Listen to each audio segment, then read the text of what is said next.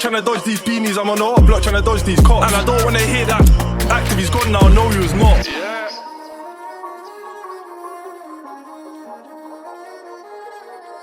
I hate made this one, you know.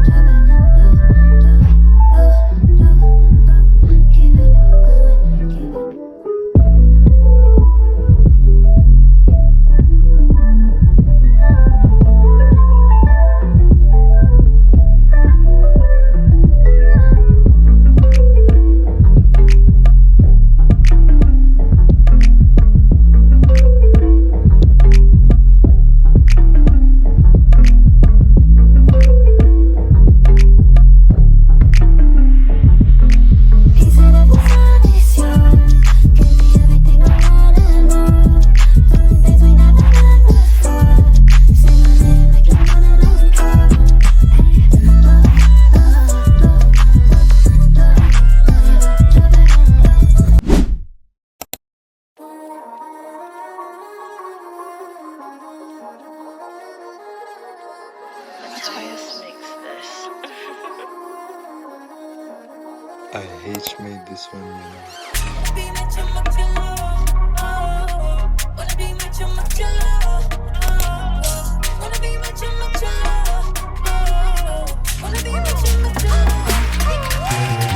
This one piece shit, but trust me, dog. If I get up close, I'ma send him up to Atlas. And your broski ain't gonna back this. Your heart ain't in it, you ain't gonna hack this. Them man was talking lows, now we got youngers and olders in a fat split. Smells the shotgun bells, we swear like Corona, you don't wanna catch this. 50 when I first saw Dotty, 70 when I first put hands on Joe. 2 times weren't something that I planned on. Now I'm fresh home, let's see what your gang's on. Jump out bait, ducking him down, thinking let me swipe them legs that he stands on. Trust me, he's pissed. I ain't chatting shit if I pull a full clip, then dog, that's your man's gone. Active ganger, big T scammer, I lean out bait with my red bandana. I clicked at my man's head, he would've been dead, but it turned to a jammer. And she knows my name, T scam, mash up the pum pum, now she call me rammer. Give her this hammer, then clean my hammer, then go over there and slap my hammer. Got chef in his head back, step 3 blocks, so I get back. Tell numerous spells, tell him pet that. But when in his chest out, we don't want YGs. Where all the vets that flick that, wet that, aim that, quest that, lead man planking, tell a man bench that. He was wolfing, now he's a dead man. If you didn't know, it's hunting season. With the reason he's in Garden of Eden. You don't wanna see me hunting, squeezing. I'll jump up, beat it, and jumping, speeding. I'm the reason he's shy to take off his top when him and his gal are cheating. I ain't even tweaking, I'm dude boy, and trust me, the moves ain't healing. This 4-4 give you more than a cocoa. Eat these sweets, so no, that's YOLO. Dot dot bang, make man do pogo. I ducked him down from at least to Coco. Bait on snap, so we got turned ghost mode. Stepped out solo and taped off postcodes. No one can't be onto Kojo, that's bro like Yaya and Colo. All we know is section 60s. All we know is dip and hit me. All I know is he was from and he got turned to Swiss cheese. I don't know why they mention my name in tracks, so I'm going for the idiot pick me. At least your face, so I know who you are. And when we buck up. Maybe I'll sit on the floor.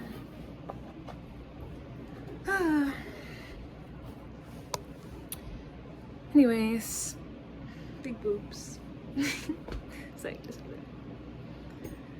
look at my butterfly, guys.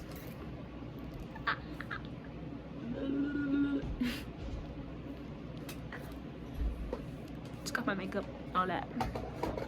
But anyways, how do I start this? How do I? Can you even hear me if my fan is on right now? But hi, my name is Aisha. My name means life. But anyways, enough of my day today. My first day of school. Yes, senior year. It's crazy, like going to school is really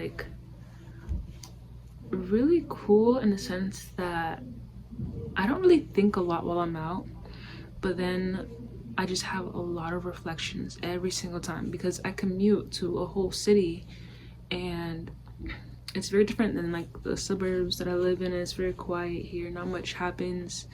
And so when I go to school, I feel like I'm on an adventure every day because I take the train, and as you guys saw in the morning, and then I was at school, got ice cream. Like my school had a ice cream truck. I had classes, I skipped that, and then it was sunset and I was back downtown, which for years I just go downtown by myself. Like, it's just so fun.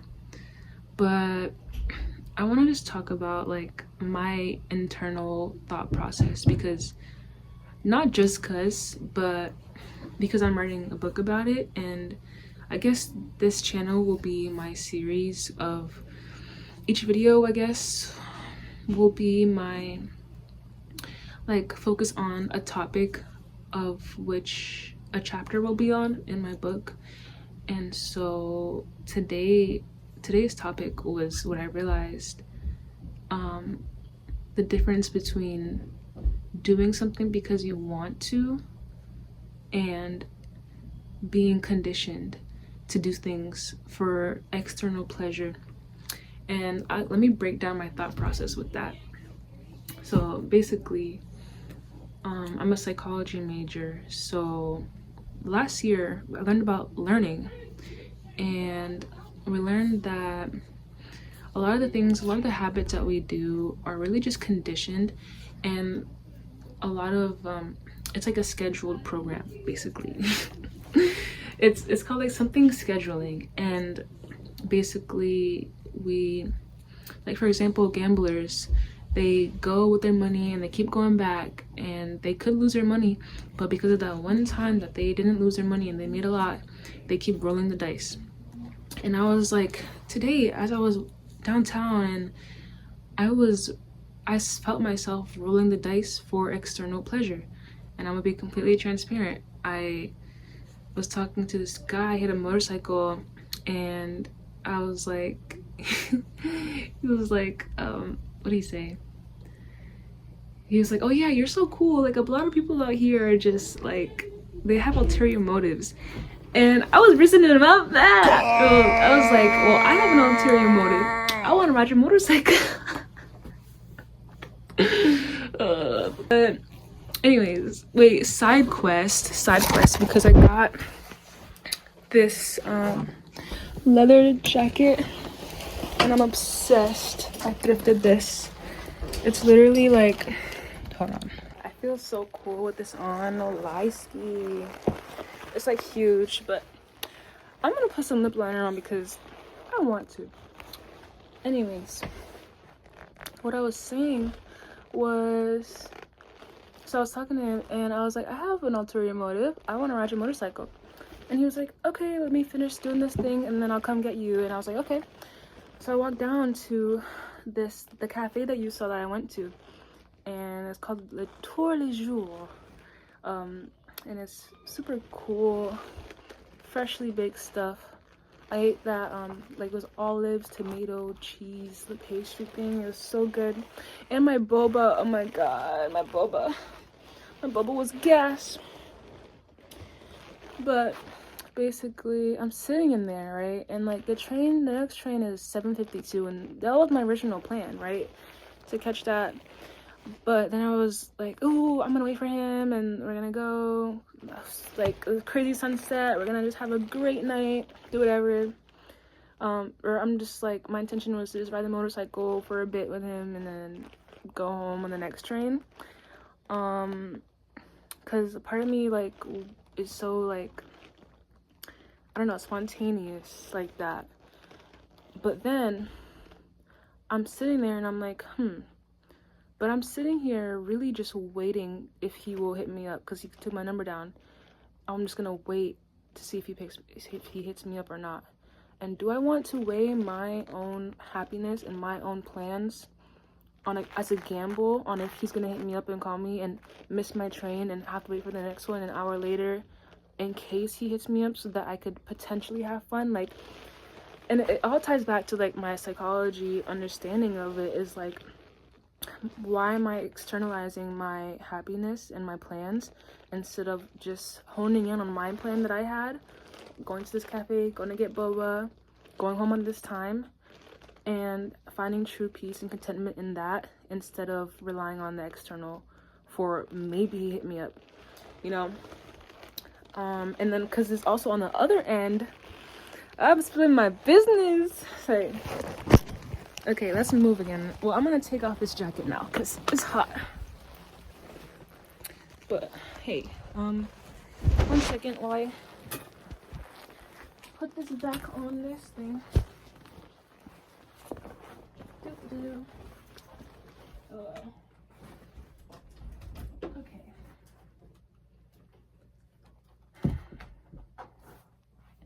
I'm back. But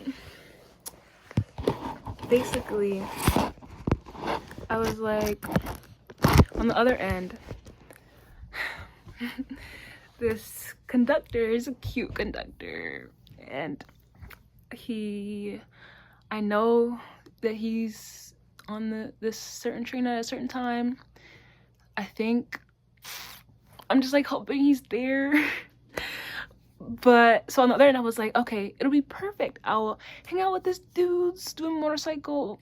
That's about the dudes, more about my experience. Like, I love motorcycles. I was like, I'll go on this motorcycle, eat my food, go on a motorcycle. After that, we'll see what happens on the train, because, you know, we like talked a little bit and then fell off in the summer. But I don't know. I had no idea if he was going to be on that train. So on the other end, I was like, let me just bend my plans so that maybe I can run into him. Like, I'm rolling the dice on my own happiness, on my own peace. Like, I was externalizing it. And then, like, instinctually, as I like all of this was like not really conscious thought. Like I say, at school, like, well, I consider school when I go downtown. At downtown, like, I'm just like doing things. I just let myself carry me or God carry me where I'm meant to be. Trying not to overthink it, and a part of me confuses those side quests, those externalizations, for that being me and not being my conditioning that I'm doing, rolling the dice for some dopamine hits that could or could not be there on both ends. Like, crazy. So then I had an inner knowing, and I was like, no, I'm gonna do what I want to do. Like, I'm not gonna, I think also because of just being a scapegoat in a family narcissistic cult system, it's like I have to be aware of other people's emotions and feelings and wants and needs, and not my own. And I don't want to disappoint people, I guess. So I was like, in the back of my head, I knew I could disappoint him because, right, he's waiting for me. Like, well, he's not waiting for me, I'm waiting for him. But he's gonna expect to call me and then hit me up and let's go. But I'm like,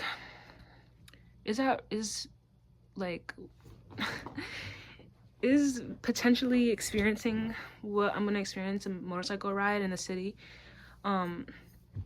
like, yeah, it's a fun thing, but just the intention behind it is what's problematic, you know? So I decided to get on the train after, like, you saw me walk. I saw the moon and you saw the double take. I was like, oh, whoa. And I zoomed in on that because it was just so cool. Ew, I sound like that. No, I just love the moon. And I got on the train, and the other guy is not on the train. And I was thinking that a lot of things recently. I'm like, ugh, I'm gonna be so disappointed if I don't get what I want or whatever that I need. And I was content with it. I was like, it is what it is. Like, I'm not gonna go out of my way to force alignment with this guy in this train if it's not meant to be. And I was on a train, and I just sat down next to this dude, and we just started talking. Like, it was really nice, and it kind of validated to me that, like, my plans, my initial plans, and my happiness will always bring me to where I need to be. And so let's talk about the conversation with him, but not here. Oh, whoa. Oh, my chair's so creaky. Anyways, I was giving the conductor guy my ticket, and he was like, oh, and like the other guy was doing his ticket two, and he was like reaching his arm over me. He's like, oh, I'm sorry, like, and I was like, you're good. And then he was like, how are you? And I was like, I'm good, how are you? He was like, I'm good. And he's like, thanks for asking. And I'm like, oh, why are you so surprised that I asked? Like, and he's like, yeah, people will just, you know, they don't be reciprocating, they don't be showing love like that. Second guy to that was like, oh, you're so cool, people don't blah blah blah. And I'm like, am I just built like that or what? No! Like, or is it people out here like, I don't know, people not being themselves? Like, half the time I don't know if guys are just saying things just to say things or if they actually mean it. But anyways, whoa. Anyways, so like hype off for today because school really gives me energy. Like my art. Also, I thrifted this piece too. I wear it like a belt around my waist. It's like large beads and then it gets smaller and smaller and smaller and smaller, like around your stomach. But yeah, I'm like chatting right now. If I feel like talking more about that conversation with that dude, then I will. But yeah, like moral of the story is that I didn't have to roll a dice on my own happiness and peace and my experience, and I don't feel any lack. I don't feel any like FOMO. I don't feel any longing or projection or limerence or any of these weird trauma responses that I would if I thought that I would let myself, or I thought that it would seem like forcing myself to not do what I want, when really, after seeing what's behind what I'm doing what I want, it was revealed to me that, okay, just be yourself and, you know, don't externalize, don't gamble on your happiness and your feelings and your experience. But yeah, I hope that made sense.